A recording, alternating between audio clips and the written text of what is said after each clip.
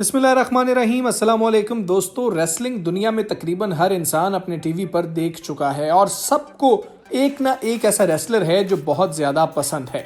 इसलिए आज हम आपके लिए एक बहुत ही इंफॉर्मेटिव वीडियो सामने लेके आए हैं। आज हम आपको WWE के सबसे ज्यादा कमाने वाले 10 रेसलर्स के बारे में बताएंगे कि सबसे ज्यादा कमाई करने वाले कौन से 10 रेसलर्स हैं। लेकिन तफसीलात में जाने से पहले इस तरह की मजीद इंफॉर्मेटिव और जनरल नॉलेज से भरपूर वीडियोस के लिए हमारा चैनल वॉच लिस्ट सब्सक्राइब करें, वीडियो को लाइक करें, बेल आइकन पर क्लिक करें और वीडियो पसंद आने की सूरत में अपने दोस्तों के साथ शेयर भी करें। अब हम आपको बताते हैं कि 10वें नंबर पर जिस रेसलर ने सबसे ज्यादा कमाई की है वो है केविन ओवेंस।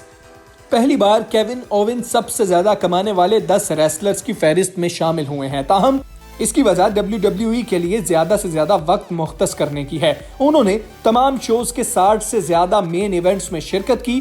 केविन $20 लाख के साथ 10वें नंबर पर रहे हैं। 9वें नंबर पर रहे हैं डीन एम्ब्रोज।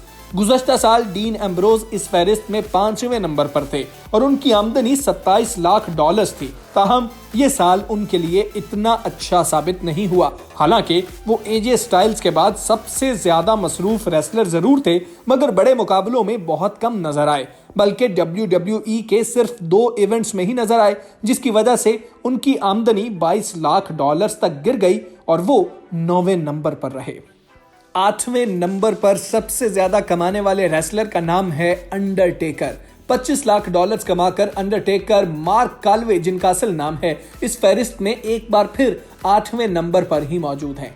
तवील अरसे से रेसलिंग में सरगर्म इस रेसलर को लेजेंड करार दिया जाता है, मगर इनकी आमदनी इससे ज्यादा हैरानकुन है क्योंकि वो गुज़श्ता साल सिर्फ एक रॉयल रंबल और रेसलमेनिया में रिंग में नजर आए, मगर फिर भी उनकी आमदनी गुज़श्ता साल के मुकाबले में $5 लाख बढ़ गई और वो 8वें नंबर पर इस तरह से आ गए हैं। उसकी बड़ी वजह यह भी है कि अंडरटेकर को हर छोटा बड़ा बहुत ज्यादा पसंद करता है और उनकी फाइट देखने के लिए टिकट भी बहुत महंगी होती है।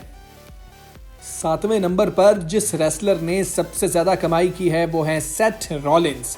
गुज़श्ता साल WWE के साबिक चैंपियन इस फहरिस्त में $20 लाख के साथ 8वें नंबर पर थे, मगर पिछले साल के बरक्स सेथ रॉलिंस इस साल में वो पहले रेसलमेनिया में ट्रिपल एच को शिकस्त देने में कामयाब रहे और फिर तमाम इवेंट्स में एक्शन में दिखाई दिए, जिसकी बदौलत $27 लाख कमाने में वो कामयाब भी रहे और सबसे ज्यादा कमाई करने वाले रेसलर्स की फहरिस्त में 7वें नंबर पर पहुंच चुके हैं। 6ठे नंबर पर जिस रेसलर ने सबसे ज्यादा कमाई की वो हैं रैंडी ऑर्टन।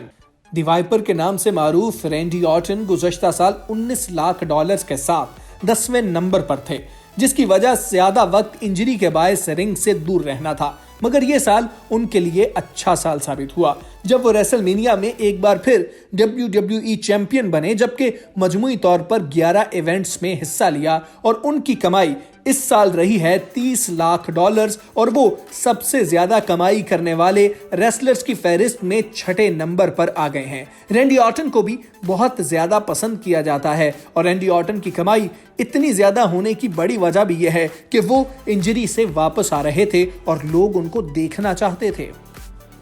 रेसलर्स में 5वें नंबर पर हैं ट्रिपल एच। ट्रिपल एच अब रेसलिंग रिंग में तो बहुत ही कम नजर आते हैं। उनकी असल आमदनी एग्जीक्यूटिव नायब सदर और दीगर ओहदों की वजह से होती है, जिसकी बदौलत उन्हें सिर्फ तनख्वाह की मद में लाखों डॉलर्स मिलते हैं, जबकि मैचेस में शिरकत का मुआवजा अलग है। इसलिए ट्रिपल एच सिर्फ अपनी मर्जी के और चंद ही मखसूस मैचेस में हिस्सा लेते हैं और उनका मुआवजा भी ट्रिपल एच के लिए बहुत ज्यादा होता है। मजमूई तौर पर वो $32 लाख कमाकर 5वें नंबर पर रहे हैं। ट्रिपल एच मैनेजमेंट में चले गए हैं, इसलिए अब उनकी डबल कमाई हो रही है और इस साल वो 5वें नंबर पर सबसे ज्यादा कमाई करने वाले रेसलर रहे हैं।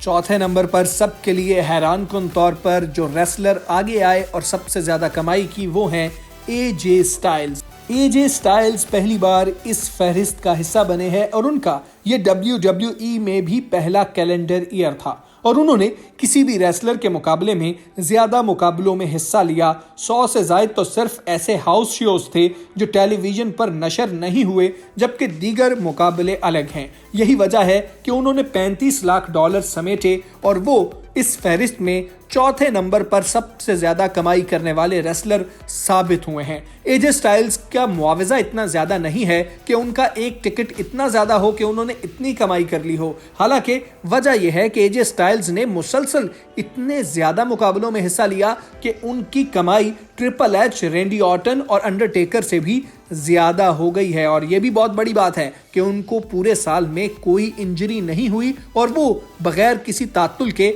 मुकाबले पर मुकाबले लड़ते रहे। तो चौथे नंबर पर रहे हैं एजे स्टाइल्स। दोस्तों, अब हम बात करेंगे टॉप 3 रेसलर्स की जिन्होंने सबसे ज्यादा कमाई की है। तो तीसरे नंबर पर जो रेसलर रहे वो हैं रोमन रेंस।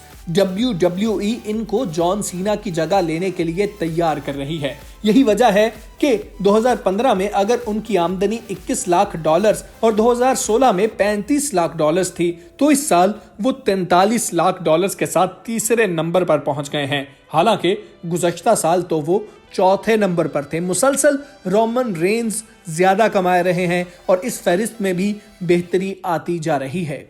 तो रोमन रेंस इस साल टॉप 3 में रहे और सबसे ज्यादा कमाई करने वाले रेसलर्स में तीसरे नंबर पर मौजूद हैं। जॉन सीना के लिए बहुत बड़ा खतरा समझे जा रहे हैं और साथ ही लोग इनको बहुत ज्यादा पसंद कर रहे हैं क्योंकि इनका एक मखसूस स्टाइल है। और जॉन सीना के बाद कहा जा रहा है कि एक ही ऐसा रेसलर आया है जिसने कोई अपना अलग से अंदाज मुतारिफ करवा दिया हो।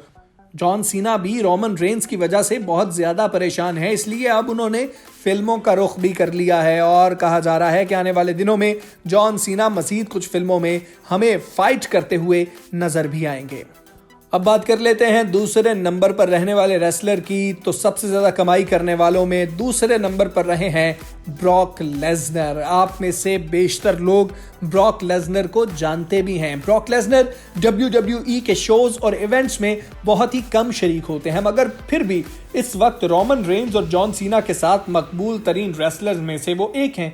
2015 में $60 लाख कमाकर इस फहरिस्त में वो दूसरे नंबर पर ही थे और 2016 में उनकी आमदनी 2 गुना बढ़ गई थी और वो $1 करोड़ 20 लाख यानी कि 1 अरब और 50 करोड़ पाकिस्तानी रुपयों से जायद के साथ सबसे ज्यादा कमाने वाले रेसलर का एजाज अपने नाम करने में कामयाब रहे थे।